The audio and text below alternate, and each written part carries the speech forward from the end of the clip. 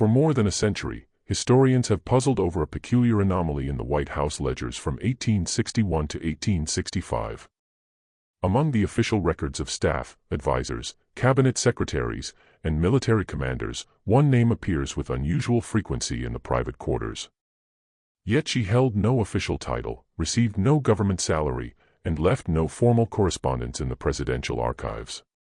A former slave who became Mary Todd Lincoln's personal dressmaker and confidante, Elizabeth Keckley was present during some of the most pivotal and intensely private moments of Lincoln's presidency.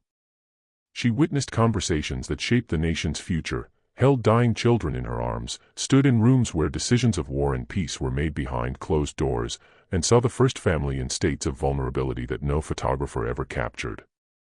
When she finally broke her silence in 1868 with a controversial memoir titled Behind the Scenes, the backlash was so severe and coordinated that most copies were systematically bought up and destroyed within weeks of publication. She spent the rest of her life, another 40 years, in deliberate, calculated silence, refusing to speak about what she'd truly seen, heard, and understood during the war's blood-soaked years. The question that haunted Washington society for decades, whispered in parlors and debated in private clubs, was deceptively simple: what else did she know? What secrets were so dangerous, so potentially destructive to reputations and legacies, that they died with her in 1907, locked forever in a mind that had proven it could keep the confidence of the most powerful people in America? Before we continue with the story of Elizabeth Keckley, the woman who dressed the most powerful family in America while carrying the weight of their darkest secrets, I need you to do something. Subscribe to this channel and hit that notification bell, because the story you're about to hear has been buried, suppressed, and deliberately erased from the historical record for over a century. And in the comments below, tell me, what state are you listening from? I want to know where the truth seekers are gathered tonight, because this story touches every corner of this nation. The needle moved with mechanical precision through the silk. Each stitch was invisible to the naked eye, the thread tension perfect, the spacing exact.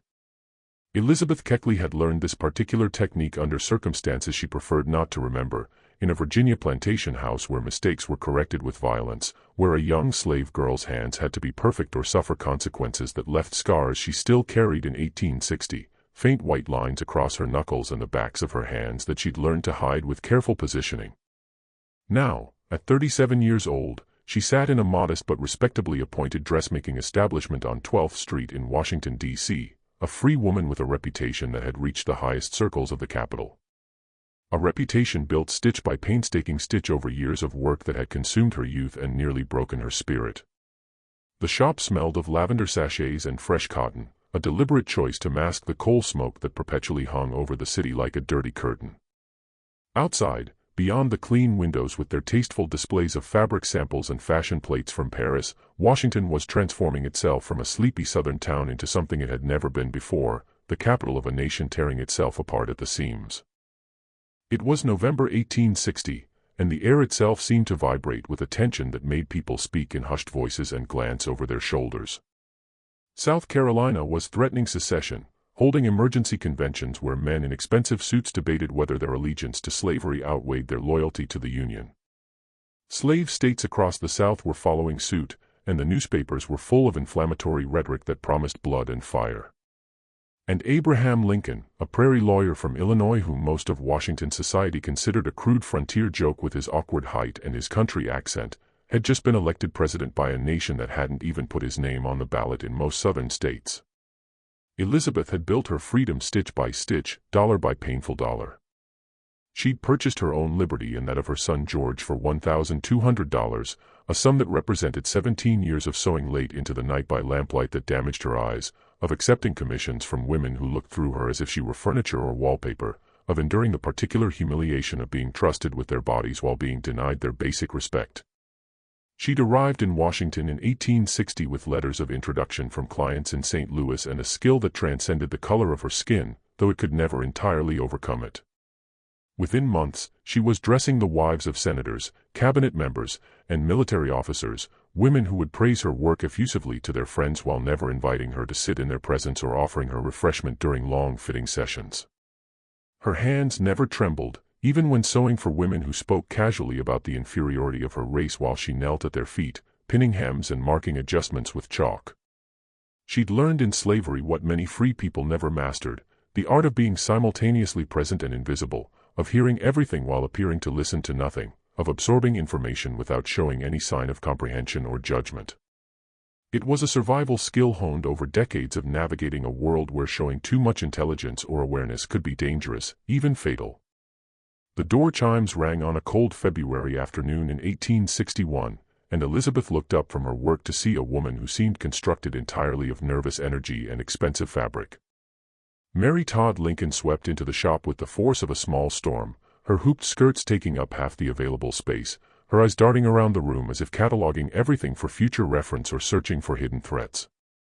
She was shorter than Elizabeth had expected from the newspaper descriptions, with a round face that might have been pretty if not for the tightness around her mouth and eyes, the look of someone perpetually braced for criticism or betrayal.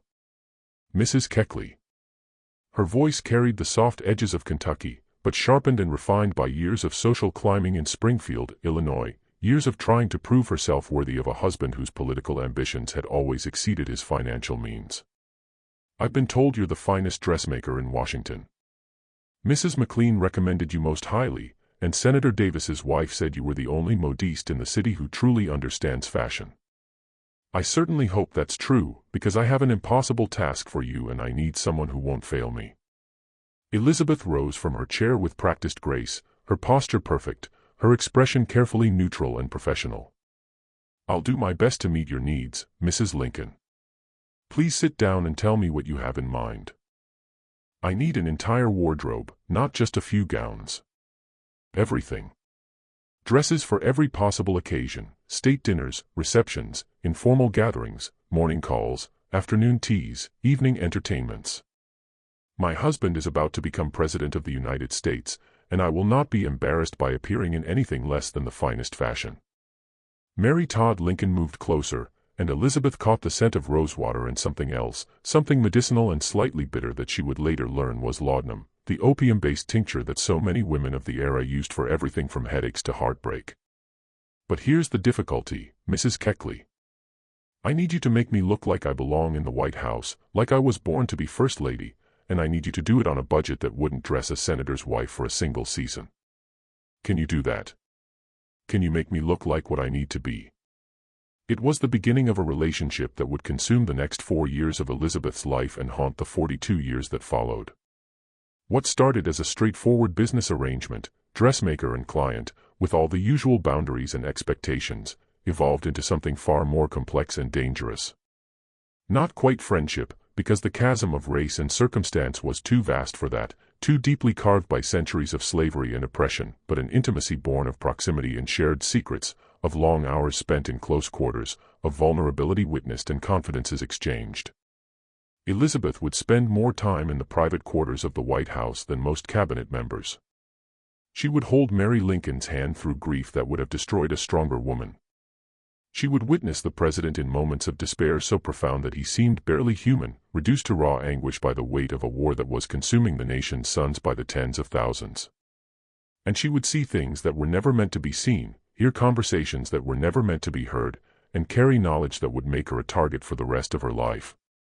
The first time Elizabeth entered the White House as Mary Lincoln's personal modiste in March of 1861, she felt the building's strange energy, a place that was simultaneously the nation's most public symbol and its most private residence, where the line between governmental business and domestic life blurred in ways that created constant tension.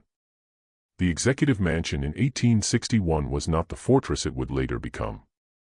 Citizens could walk in off the street during certain hours, office seekers and petitioners crowded the hallways from dawn until late evening, and the line between public and private space was dangerously, almost recklessly thin. The president's office was on the second floor, just steps away from the family's living quarters, and the constant traffic of politicians, military officers, and favor seekers meant that privacy was nearly impossible. Mary Lincoln's private chambers were on the second floor, a suite of rooms that she was already redecorating with a fervor that bordered on obsession, spending money that hadn't been appropriated and making decisions that would later come back to haunt her. Elizabeth would later understand that the spending, the constant acquisition of drapes, carpets, furniture, china, and clothes, was Mary's way of controlling something in a world that was spiraling beyond anyone's control, of creating beauty and order in the face of chaos and dissolution. The newspapers call me a traitor because I was born in Kentucky, Mary said during one of their early fittings, standing in her undergarments while Elizabeth pinned a bodice, her fingers working quickly and efficiently. They say I'm a Confederate sympathizer, that I'm passing information to the rebels, that I can't be trusted because my family owns slaves. My own brothers are fighting for the South. Did you know that? 3 of them have joined the Confederate Army. One of them will die at Baton Rouge, another at Vicksburg, a third at Chickamauga. And people wonder why I can't sleep at night, why I need medicine just to get through the day. Elizabeth said nothing, her mouth full of pins. But she filed the information away in the mental catalog she was building. She was learning that Mary Lincoln needed to talk, needed someone who would listen without judgment or gossip, someone who couldn't use the information against her because her position in society was too precarious. And Elizabeth, trained by slavery to be the perfect confidante, knew instinctively how to hold secrets, how to create a space where powerful people felt safe unburdening themselves. The war came to Washington like a fever in the summer of 1861. The city transformed into an armed camp almost overnight. Soldiers filled the streets, their uniforms still new and clean, their faces still young and optimistic. Hospitals sprang up in churches and public buildings, preparing for casualties that everyone hoped wouldn't come but feared were inevitable. The Potomac River became a highway for military transport, and the sound of drums and marching feet became the city's constant soundtrack. The White House itself was fortified with guards posted at every entrance and sharpshooters positioned on the roof, scanning the surrounding buildings for threats. Elizabeth witnessed the president's transformation during those early months of the war. Abraham Lincoln had arrived in Washington as a gangly, awkward figure who told jokes at inappropriate moments and seemed uncomfortable in formal clothes, who walked with a shambling gait and spoke with a frontier accent that made sophisticated Easterners wince. But the weight of the war carved him into something else, a man who aged a decade in a single year, whose eyes took on a haunted quality that never entirely left them, whose face became a map of suffering that deepened with every casualty report. She was present one evening in August 1861, making adjustments to one of Mary's gowns in the First Lady's private sitting room, when the president entered without knocking, his face gray with exhaustion and something darker.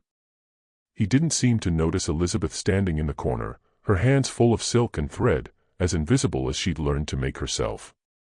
"They're calling it a disaster," he said, his voice hollow and defeated. "Bull Run. We thought it would be a quick victory, a show of force to bring the rebels to their senses, to make them understand that the Union couldn't be dissolved by a vote. Instead, our boys ran. They broke and ran like rabbits. Congressmen and their wives had gone out to watch the battle like it was a sporting event, with picnic baskets and opera glasses. They had to flee for their lives when our army collapsed. And now McDowell is asking for more troops, more time, more everything, and I don't know if this nation has more to give. I don't know if I have more to give." Mary went to him immediately, and Elizabeth watched as the First Lady guided her husband to a chair with surprising gentleness, her hands gentle on his shoulders, her voice soft and soothing. "You'll find a way.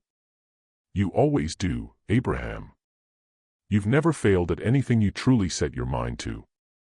Will I?" Lincoln looked up, and Elizabeth saw something in his face that terrified her, doubt so profound it seemed to hollow him out from the inside, leaving just a shell of the confident leader the public saw. "I'm sending men to die, Mary. Boys, really, 18, 19 years old, farm boys who've never been more than 20 miles from home. And for what? To force states to remain in a union they voted to leave. Sometimes I wake up at night and wonder if I'm the tyrant they say I am. If history will remember me as the men who destroyed the Republic in order to save it." Elizabeth's hands stilled on the fabric. She was hearing something no one was meant to hear, the private despair of a man who had to project absolute confidence to a nation watching his every move, analyzing his every decision. "You're preserving the nation," Mary said firmly, with a conviction that surprised Elizabeth. "And ending slavery. Don't forget that part, Abraham. Whatever else this war is about, whatever political calculations you have to make, it's about that, too. It has to be." Lincoln was silent for a long moment, his large hands hanging between his knees, his shoulders slumped. When he spoke again, his voice was barely above a whisper. "I can't make it about slavery. Not yet. Not publicly. The border states would revolt: Kentucky, Maryland, Missouri, Delaware. We'd lose them all. And then we'd lose the war. I have to wait for the right moment, the right victory, before I can make that proclamation. And in the meantime, men like Frederick Douglass call me a coward and a compromiser. And maybe they're right. Maybe I am choosing political expediency over moral imperative. Elizabeth felt something shift in her chest, a complicated mix of emotions that she couldn't entirely name.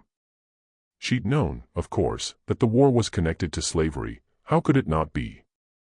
The South had seceded specifically to protect the institution that had held her in bondage for the first 33 years of her life.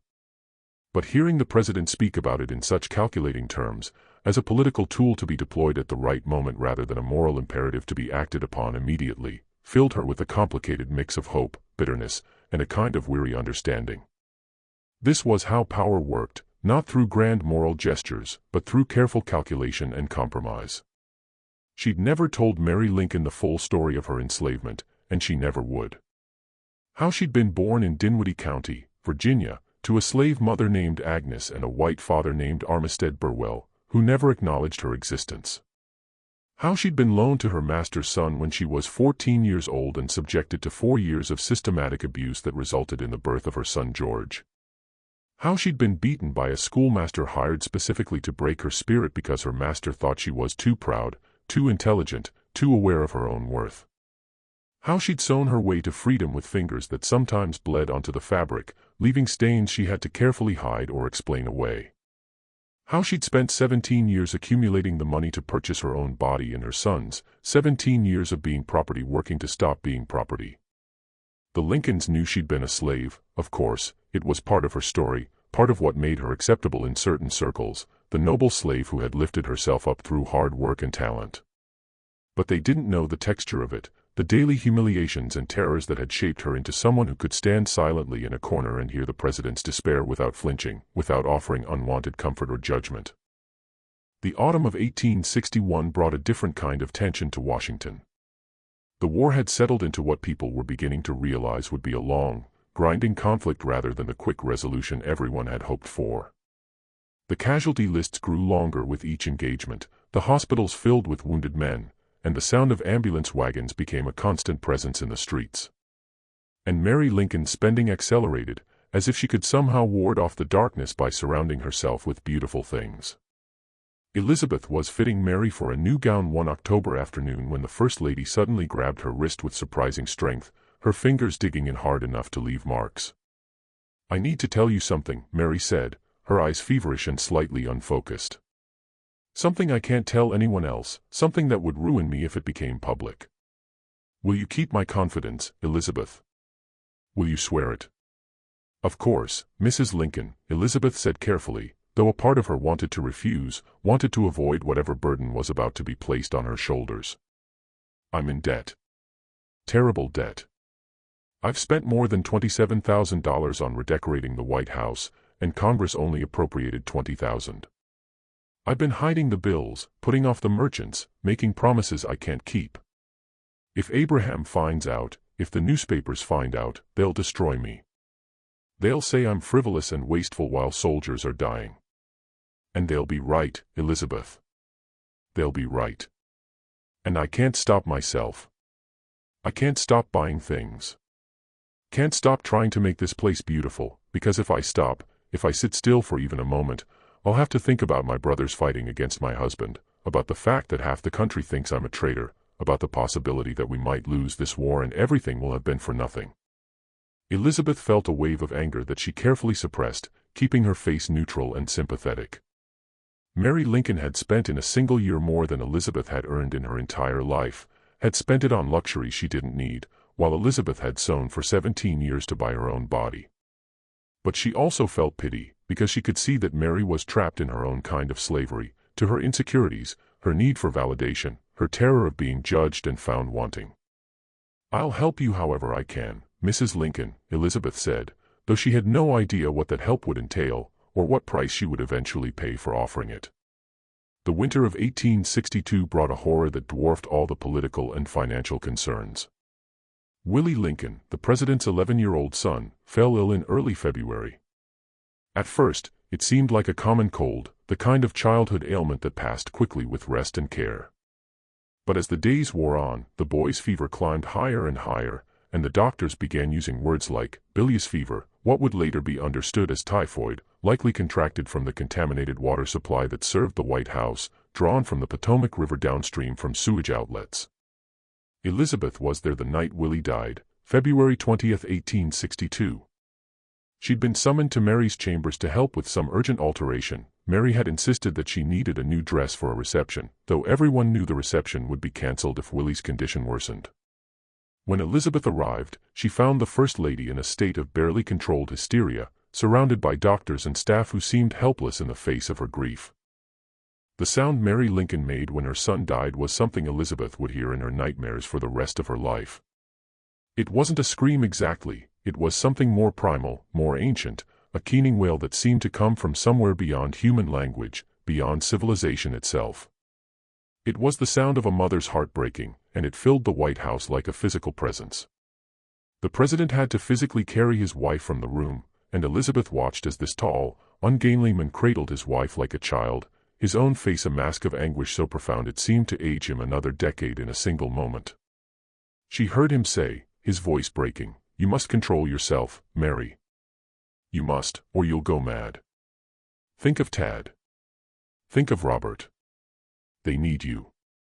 But Mary Lincoln did go mad, in a way, not the dramatic, institutionalizable madness that would come later after the assassination, but a quieter unraveling that manifested in seances and spending sprees, in paranoid accusations against staff members she was convinced were stealing from her or plotting against her, in an inability to enter the room where Willie had died. Elizabeth became her anchor during those dark months, the one person Mary seemed to trust completely, the one person who could calm her when the grief threatened to overwhelm her entirely. It was during this period that Elizabeth began to understand the true nature of her position. She wasn't just a dressmaker. She was a confidante, a witness, a keeper of secrets, and, though she didn't fully realize it yet, a repository for information that powerful people needed to unburden, but couldn't risk sharing with anyone who might use it for political gain or personal advantage. One afternoon in May 1862, while Elizabeth was fitting Mary for yet another black morning dress, the First Lady would wear nothing but black for over a year, Mary suddenly grabbed her hand with desperate strength. "I've been attending seances," Mary said, her voice low and urgent. "There's a medium, Mrs. Laurie, who comes to the White House. She's helped me contact Willie. I've spoken to him, Elizabeth. I've heard his voice. He's at peace. He says he's happy. He wants me to stop grieving so much." Elizabeth kept her expression neutral, though her heart sank. She'd heard about these seances, whispered about by White House staff who found them disturbing and inappropriate. The idea of the First Lady of the United States consulting with spiritualists during a time of national crisis was political dynamite, the kind of scandal that could undermine the president's authority and give ammunition to his enemies. "Does the president know?" Elizabeth asked carefully. "He's attended some of them. He doesn't believe, not really, but he indulges me because he thinks it brings me comfort. He sits there with that patient, sad expression on his face while Mrs. Laurie channels Willie's spirit." Mary's grip tightened painfully. "But there's more, Elizabeth. Mrs. Laurie has told me things. Warnings about people close to us who mean us harm. She says there are conspirators in the White House itself. People who want to see Abraham dead, who are working with the Confederates to bring down the government. She's given me names, Elizabeth. Names of people I thought were loyal." Elizabeth felt a chill that had nothing to do with the temperature of the room. "Mrs. Lincoln, perhaps these seances aren't. You think I'm mad?" Mary released her hand abruptly, her expression hardening.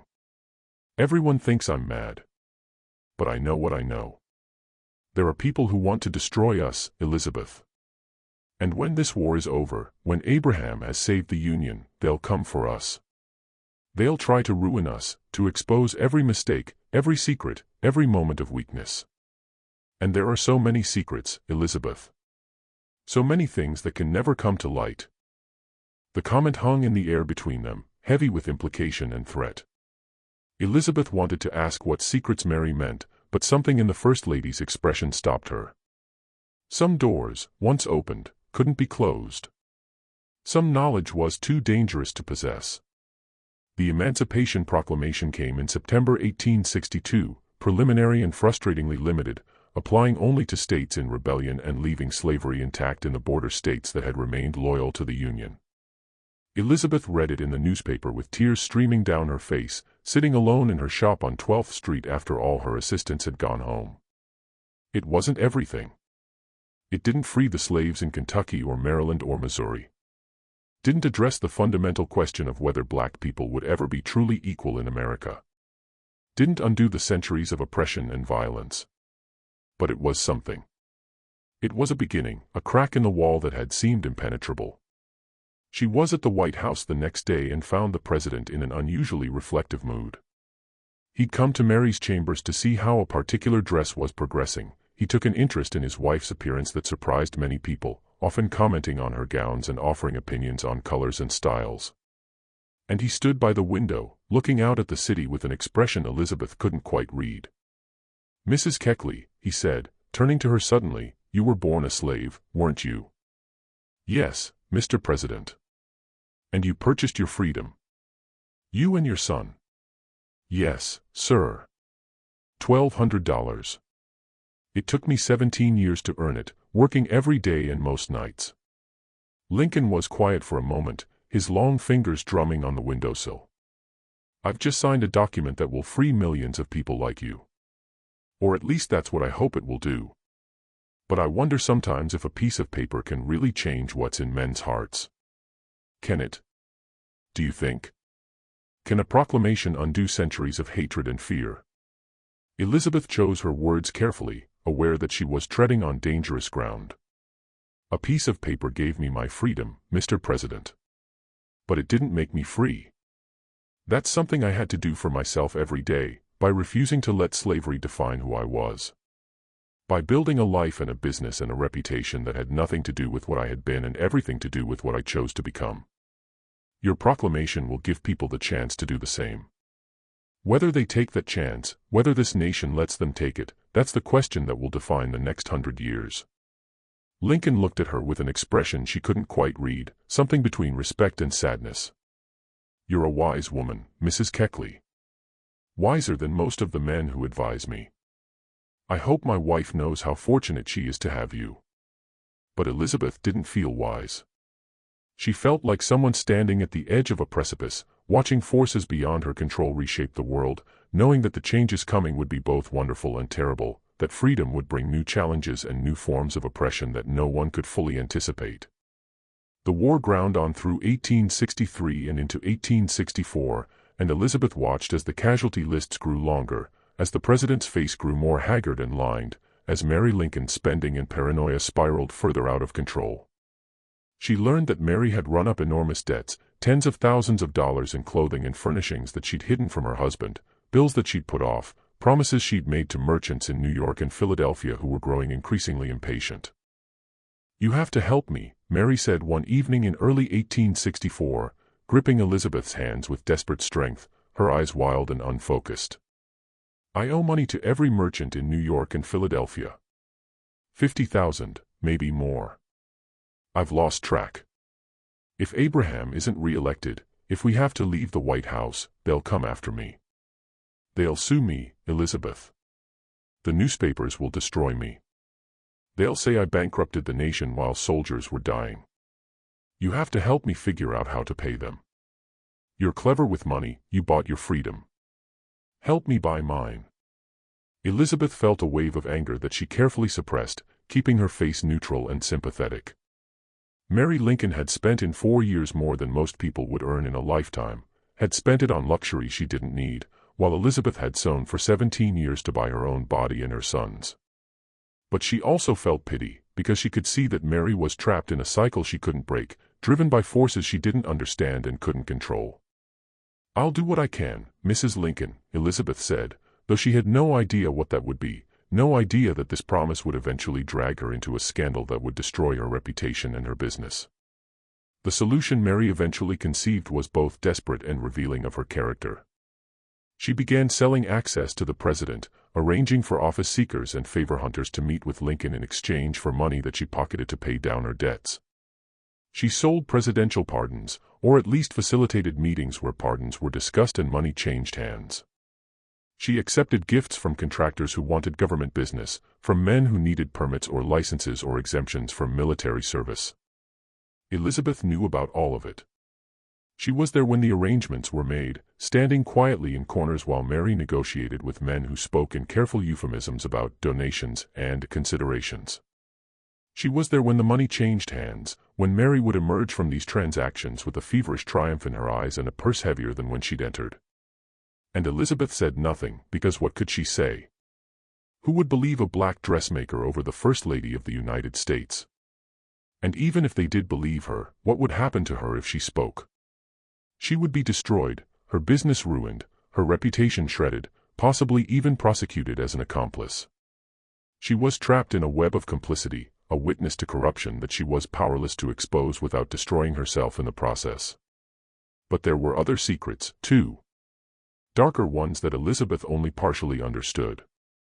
There were meetings late at night with men whose names she didn't know, conversations conducted in whispers that stopped abruptly when she entered a room.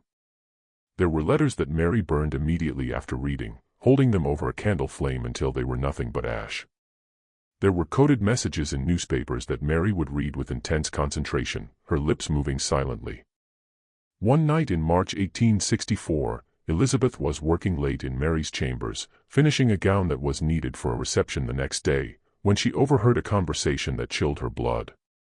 Mary was meeting with a man Elizabeth had seen before but whose name she'd never learned, a well-dressed gentleman with a southern accent who seemed to have unusual access to the First Lady's private rooms. "The situation is becoming untenable," the man was saying, his voice low and urgent. "Your brother's deaths have bought you some credibility, but there are still people who suspect. If certain letters were to surface, if certain financial transactions were to be examined too closely, the consequences would be severe. I've destroyed everything that could be traced back to me," Mary said, her voice tight with tension. "And the people who know the full extent of it are either dead or too compromised themselves to speak. What about your dressmaker? The colored woman. She's here constantly. She must see and hear things." There was a pause, and Elizabeth's heart hammered in her chest as she stood frozen behind a screen, her needle suspended in midair. "Elizabeth is loyal," Mary said finally. "And she's smart enough to know that her position depends on her discretion. She won't speak. For her sake, I hope you're right. These are dangerous times, Mrs. Lincoln. Dangerous for all of us." Elizabeth never learned what that conversation was really about, what letters Mary had destroyed, or what financial transactions the man was referring to. But she understood that she was in possession of dangerous knowledge, that her proximity to power had made her a potential threat to people who would not hesitate to eliminate threats. The president's re-election in November 1864 brought a temporary reprieve from the financial pressures. Mary's debts could be managed, stretched out, hidden for another 4 years. The war was winding down. Sherman had taken Atlanta and was marching to the sea, burning everything in his path. Grant was grinding Lee's army into dust in Virginia, trading casualties at a rate that horrified the nation but was slowly, inexorably winning the war. There was a sense that the end was finally in sight, that the terrible bleeding might finally stop. Elizabeth was at the White House on the afternoon of April 14, 1865, Good Friday. She'd come to deliver a address and found the atmosphere strangely light, almost giddy. The war was over. Lee had surrendered at Appomattox just 5 days earlier, and the other Confederate armies were collapsing one by one. The President and Mrs. Lincoln were planning to attend the theater that evening, a comedy called Our American Cousin at Ford's Theater, just a few blocks from the White House. "Come help me dress," Mary said, pulling Elizabeth into her chambers with unusual energy. "I want to look beautiful tonight. Abraham has been so burdened for so long, so worn down by the weight of this terrible war. I want him to see me as I was when we first met, young and pretty and full of hope. I want him to remember why he married me before all of this, before the war and the death and the madness." Elizabeth helped her into a black and white striped silk dress, one of the finest she'd ever made, with intricate pleating and delicate lace trim. Mary stood before the mirror, turning this way and that, and for a moment she looked almost happy, almost like the young woman she must have been before ambition and tragedy had carved lines into her face. "Do you think he'll win them over?" Mary asked suddenly, her eyes meeting Elizabeth's in the mirror. "The Southerners, I mean. He wants to be generous in victory, to heal the nation rather than punish the rebels. With malice toward none, with charity for all," he said in his inaugural address. "But there are so many in his own party who want vengeance, who want to see the South ground into dust. They'll fight him, Elizabeth. Even now, even after all he's done, after all he's sacrificed, they'll fight him." "The president has won every fight so far," Elizabeth said, adjusting a fold of fabric at Mary's waist. "Has he?" Mary's expression darkened, the momentary happiness evaporating. "Or has he just been lucky? Mrs. Laurie warned me, you know, in our last séance, just 2 days ago. She said there was danger around him, a darkness that she couldn't quite see clearly. She said I should keep him close, keep him safe. I begged him not to go tonight, but he insists. He says the people need to see him, need to know that life can return to normal, that we can have simple pleasures again." Elizabeth felt a prickle of unease, but she dismissed it, as she'd learned to dismiss most of Mary's fears and premonitions. Mary was always seeing omens and portents, always convinced that disaster lurked around every corner. It was exhausting to take her fears seriously, to treat every anxiety as a genuine threat. "You both deserve an evening of enjoyment," Elizabeth said firmly, pinning a brooch at Mary's collar. "Go to the theater. Laugh. Let the nation see that their president is human, that he can enjoy a simple comedy after years of tragedy." She would replay that conversation in her mind for the rest of her life, wondering if she could have said something different, done something to prevent what came next, though rationally, she knew there was nothing she could have done. The news reached her in the early hours of April 15th, just after midnight, a pounding on her door, her neighbor's voice shaking with shock and disbelief. "Mrs. Keckley. Mrs. Keckley, wake up. The president's been shot. They say he's dying. Someone shot him at the theater." Elizabeth ran through the dark streets to the White House, her heart hammering against her ribs, her breath coming in gasps. The building was in chaos, soldiers everywhere, officials rushing in and out, and a sound that cut through everything else like a knife, Mary Lincoln's screams, high and terrible, coming from somewhere inside. They wouldn't let Elizabeth into the boarding house across from the theater where Lincoln had been carried, where he lay dying in a bed too small for his long frame. She stood in the street with a crowd of other people, watching the windows, waiting for news that everyone knew was coming but no one wanted to hear. When the president finally died at 7:22 that morning, the wail that rose from Mary Lincoln was the same sound Elizabeth had heard when Willie died, that primal, inhuman keening that signaled something broken beyond repair. The days that followed were a blur of black crepe and funeral preparations, of a nation in shock trying to process the murder of a president who had just won the war, who had seemed on the verge of healing the nation's wounds. Elizabeth dressed Mary in mourning clothes and watched as the First Lady descended into a grief so profound that she couldn't attend her husband's funeral, couldn't leave her room, couldn't function in any normal way. Mary remained in her room for 5 weeks after the assassination, refusing to leave, while the new president, Andrew Johnson, waited with barely concealed impatience for her to vacate the White House. Elizabeth was one of the few people allowed to see her during this time, and what she witnessed was a complete breakdown, a woman who had been holding herself together through sheer force of will finally coming apart at the seams. "They're saying I was involved," Mary whispered one afternoon, gripping Elizabeth's hand with skeletal fingers. "The newspapers are suggesting that I knew about the plot, that I was in communication with the conspirators. They're saying my Southern sympathies, my brothers fighting for the Confederacy, that it all adds up to treason. They're going to destroy me, Elizabeth. They're going to take everything I have and leave me with nothing." "No one believes that, Mrs. Lincoln," Elizabeth said, though she wasn't sure it was true. The newspapers were full of wild speculation and conspiracy theories, and Mary's name appeared in many of them. "Don't they?" "I'm not so sure. There are things I did, Elizabeth. Things I'm not proud of. The debts, the spending, the arrangements I made. If they investigate too closely, if they start asking the wrong questions, they'll find things that will confirm their worst suspicions." It was during this period, in the depths of Mary's grief and paranoia, that she made a request that would change Elizabeth's life forever. "I need you to help me sell my clothes," Mary said one afternoon, her voice flat and lifeless, all emotion drained away. All of them. The dresses, the jewelry, the shawls, everything. "I'm destitute, Elizabeth. Abraham left me almost nothing, just a small pension that won't even cover my debts. I have to raise money somehow, and my clothes are all I have. You have to help me. You're the only one I can trust." Elizabeth stared at her in disbelief and growing horror. "Mrs. Lincoln, you can't sell your clothes. The newspapers would." "I don't care about the newspapers." Mary's voice rose to a shriek, the first real emotion Elizabeth had seen from her in days. "I don't care about anything except survival. Don't you understand? I'm going to be destroyed either way. At least if I sell my clothes, I might be able to pay my debts. Might be able to avoid complete ruin. Will you help me or not?" Against her better judgment, against every instinct that told her this was a terrible idea, Elizabeth agreed. Over the next 2 years, from 1867 to 1868, she would travel to New York multiple times, attempting to sell Mary Lincoln's wardrobe to brokers and collectors. It was a humiliating, degrading process that exposed both women to public ridicule and scorn. The newspapers had a field day, the widow of the martyred president, reduced to peddling her used clothes like a common pauper, like a woman of the street, selling her possessions to survive.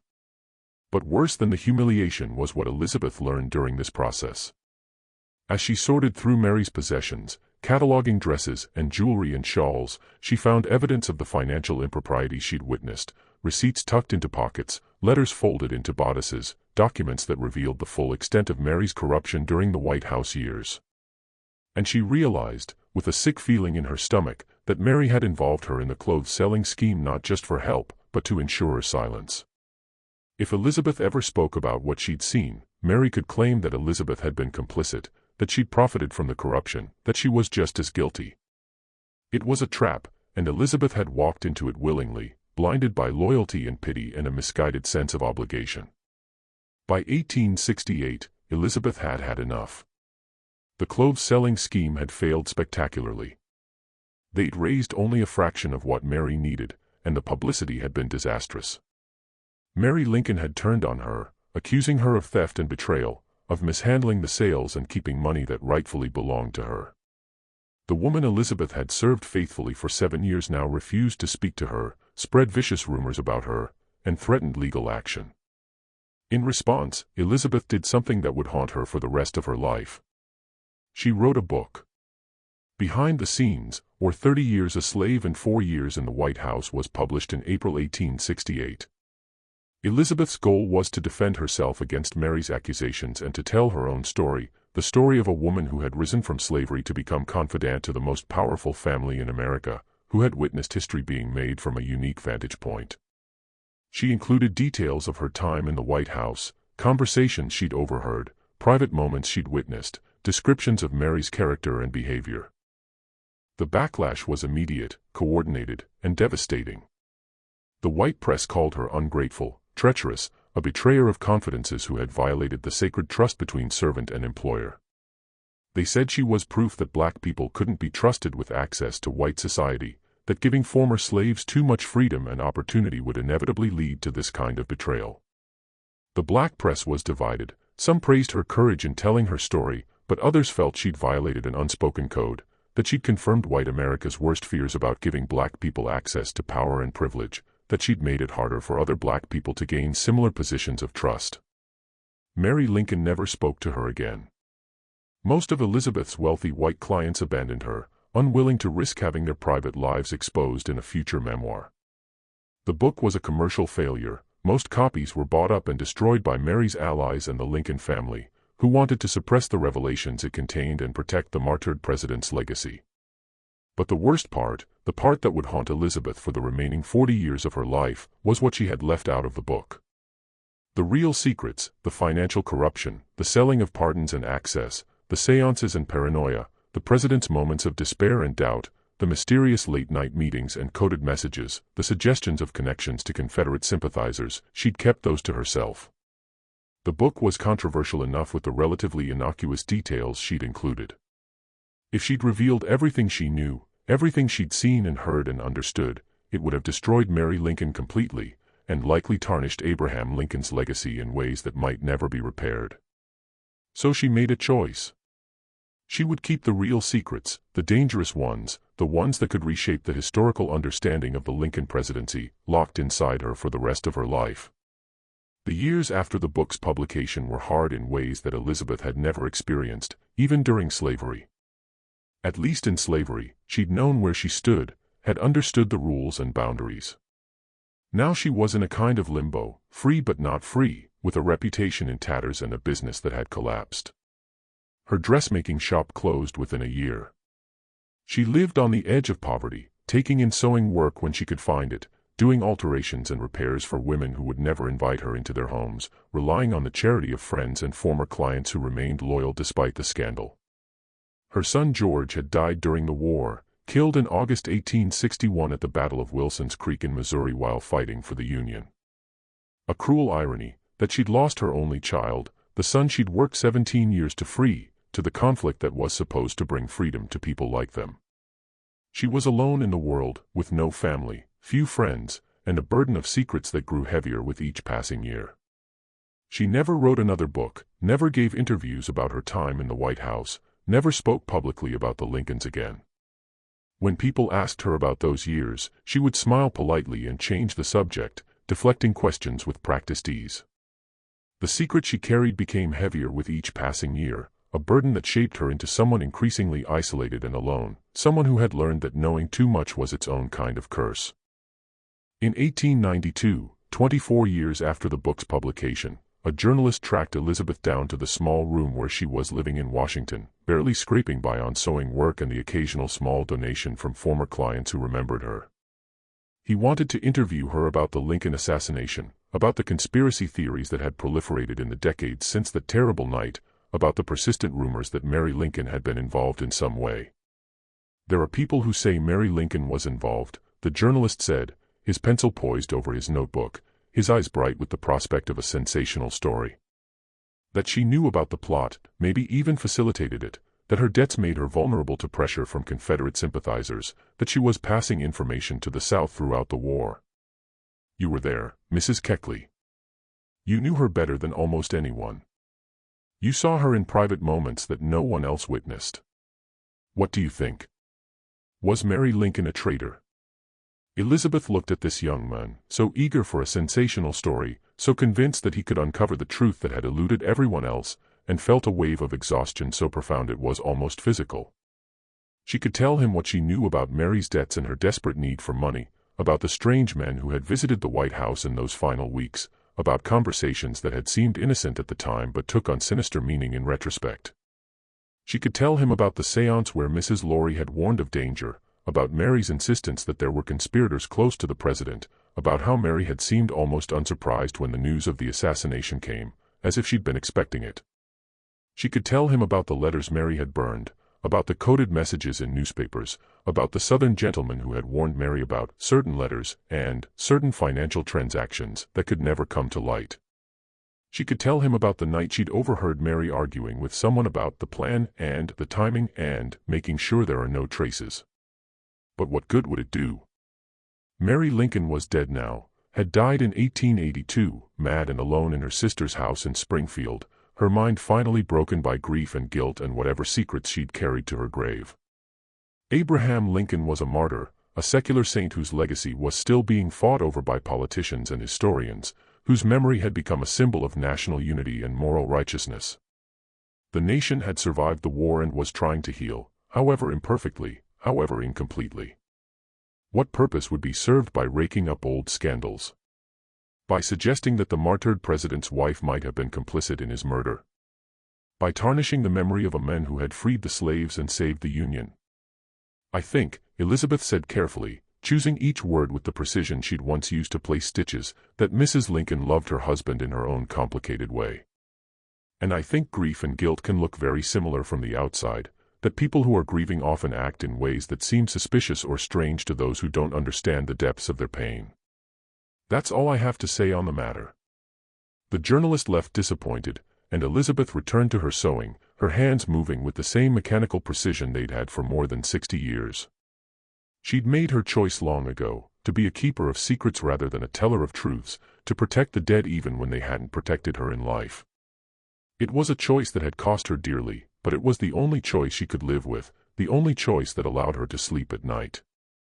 Elizabeth Keckley died on May 26, 1907, at the age of 89, in the Home for Destitute Women and Children in Washington, D.C., a charity institution that provided shelter for the poor and elderly, a place where the woman who had once dressed the First Lady of the United States ended her days in poverty and obscurity. She'd outlived everyone from those White House years, the Lincolns, the cabinet members, the generals and politicians who had shaped the war and its aftermath. She'd lived long enough to see the promise of Reconstruction betrayed, to watch as Jim Crow laws reimposed a different kind of slavery on her people, to witness the slow erasure of the hopes that had briefly flourished in the wake of emancipation. In her final years, she'd sometimes talk about the Lincolns to the other residents of the home, but always in vague, nostalgic terms. Mrs. Lincoln had such refined taste. Or, the president was a kind man, kinder than people knew. She never revealed the secrets she'd kept for 50 years, never unburdened herself of the knowledge that had made her both privileged and cursed, both insider and outsider, both witness and accomplice.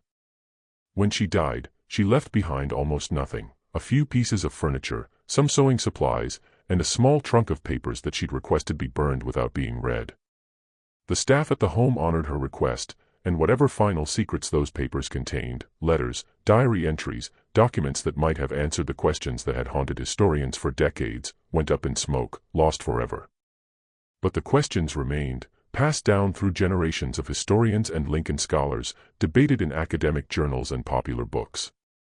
What had Elizabeth Keckley really seen during those 4 years in the White House? What had she known about Mary Lincoln's financial dealings?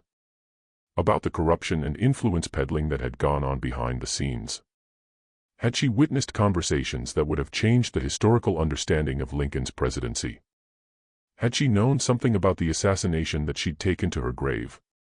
Was Mary Lincoln involved in the plot? Or was she just a troubled woman whose behavior had been misinterpreted by people looking for conspiracies?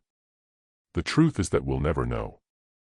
Elizabeth Keckley made a choice, to protect the people she'd served, even when they'd betrayed her, even when speaking out might have vindicated her or brought her financial security or historical recognition. She chose silence over revelation, loyalty over truth, protection over justice. And that choice defined the last 40 years of her life, shaped her into someone who carried the weight of history on shoulders that had already carried the weight of slavery. There's a photograph of Elizabeth from her later years, taken sometime in the 1890s. She sits very straight in a high-backed chair, her hands folded in her lap, her expression serene but distant, her eyes looking directly at the camera but seeming to see something beyond the photographer, beyond the moment. Perhaps looking back at those years in the White House, at the secrets she carried, at the choices she'd made and the prices she'd paid. Those eyes had seen a president in his moments of deepest despair, had watched him struggle with decisions that would determine the fate of millions. They'd watched a first lady descend into madness and corruption, had witnessed the private face of power stripped of its public dignity and revealed in all its human frailty and weakness. They'd seen things that were never meant to be seen, heard conversations that were never meant to be heard, understood connections and implications that were never meant to be understood. And they'd kept those secrets locked away, even when revealing them might have changed history, might have altered our understanding of the Civil War and the Lincoln presidency and the assassination that had shocked the nation. In the end, Elizabeth Keckley's greatest act of courage wasn't purchasing her freedom, or building a successful business in a society that wanted to keep her enslaved, or even writing her controversial memoir. It was her silence, the deliberate, conscious choice to carry certain truths to her grave, to protect people who hadn't protected her, to preserve a version of history that was incomplete, but perhaps more bearable than the full truth would have been. She was a woman who knew too much and said too little, who stood at the center of American history and chose to remain in the shadows, who held the power to reshape historical narratives and chose not to use it. And the secret she kept for 50 years died with her, leaving us to wonder, what truths were lost when that small trunk of papers burned? What revelations might have changed our understanding of the Civil War, the Lincoln presidency, the assassination, and the woman who dressed the First Lady while the nation tore itself apart and tried to stitch itself back together. What do you think of Elizabeth Keckley's story? Do you believe she made the right choice in keeping those secrets, or should she have revealed everything she knew, regardless of the consequences? Was her silence an act of loyalty, or a betrayal of historical truth? And what do you think was really in that trunk of papers that she had burned? Just personal letters, or evidence of something darker, something that would have changed everything we think we know about the Lincoln presidency? Leave your thoughts in the comments below. I want to hear what you think, what theories you have about what she really knew. And if this story gave you chills, if it made you think about the price of proximity to power and the weight of secrets that can never be told, then hit that like button, share this video with someone who loves dark historical mysteries, and subscribe to Liturgy of Fear for more stories like this. Because history isn't always what we're taught in school. Sometimes the most important truths are the ones that were deliberately buried, the ones that died with the people who knew them. Until next time, keep questioning what you think you know.